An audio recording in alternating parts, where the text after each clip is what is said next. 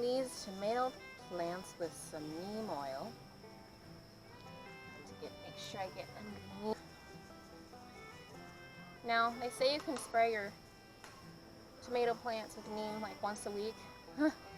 I honestly done it more than that. I do it more like twice a week. I hope that's okay. I always do it in the evening so I don't accidentally spray the bees, any pollinators.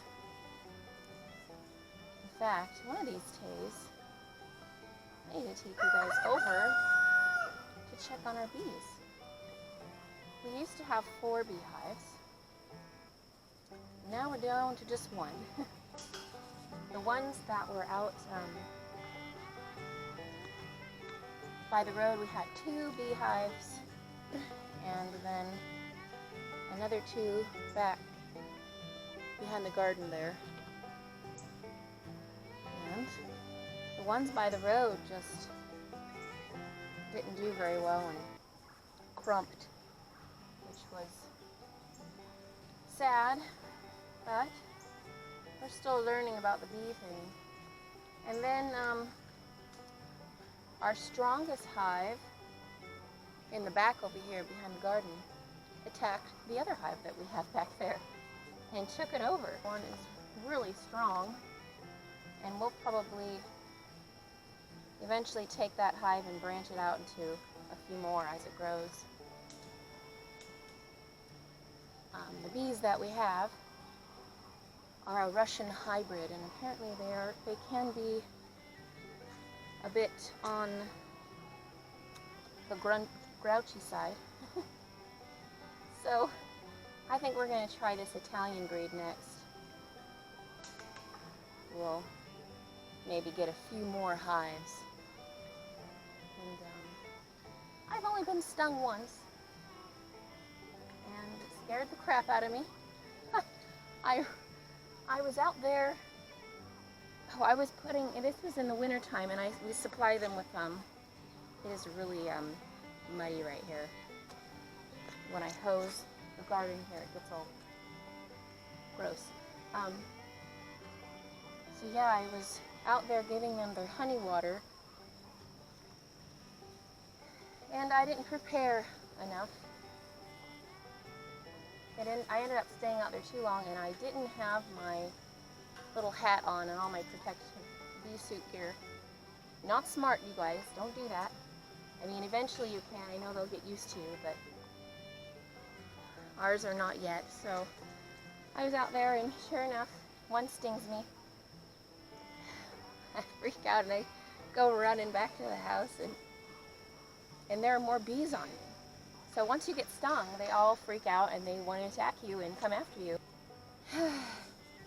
So I ran inside, and Lily was with me, and I thought I had all of them off of me. And then I hear a buzzing noise. And I'm like, Lily, where's the bee? Do you see it? I couldn't find it anywhere. It ended up being on my back. She was able to get it off of me, and we ended up getting rid of it. But now I'm much more careful when I go out there. So when I do take you guys out there, I'll either keep my distance and bring my nicer camera so I can do zoom up, or I'll put a little suit on. We have several, so anyway. Oh, and goodness gracious, y'all. I have a deer problem. I noticed that one of my roses, my Double Delight, that happens to have that funky virus. This deer, her name's Daisy, by the way. So my neighbor, every once in a while, he'll get a hold of a deer that needs help, and he's raised many. And this particular one, Daisy, she's been coming around. And she decided to munch on my roses and one of my hydrangeas. And then last night, I was wondering why Sophie was barking. This evening, I'm just going to leave the dogs outside. keep her away. She got into my garden in here and took a few chomps out of my Christmas lima beans, which I was pretty upset about because they're finally starting to climb, and so I'm gonna leave the dogs out tonight and put we have a piece of lattice that I can put behind here. There's an opening, I'm not sure if you can see, but we'll eventually have a gate right here, and I think that's where she got through last night. So I'm going to put the lattice up and then also leave the dogs out. And hopefully she'll stay away. She's sweet. She's a cute little thing. Leaves have I think they're called potato leaves when they have these bigger, fatter looking ones. Oh, I see some pest damage up here. You see that? I wonder if there's anything underneath there. I know I'm spraying, but sometimes it's satisfying to actually see them and kill them myself. Is that wicked? Probably, but I don't actually see anything on that one. So I'm gonna spray that one real good. Alright, I'm almost done here. And then I think that's all I'm gonna do for tonight. I'm hoping to get some darn rain, y'all. It's been so dry. I think this has been the driest spring I can remember living in the South. So I've been having to water myself. What I do is I test the soil. I stick my finger in the soil, and if it go down about an inch, and if it's dry, then I water. If it still feels moist, I'll let it go for another day. I do not want to overwater these guys. It's another way to stress them out. It also can cause a calcium deficiency, where the soil's too dry and they're not able to absorb the nutrients they need, calcium specifically. And some people say that you can add Tums to the soil or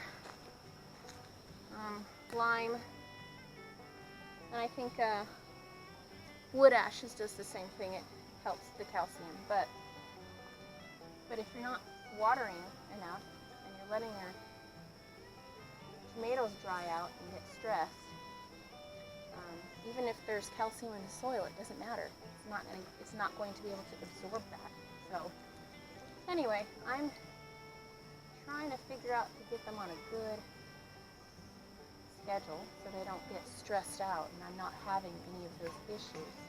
Now, at the beginning of the season here, I did add almost 4,000 pounds of horse manure, which was a really good, it was nice and black and it was full of worms.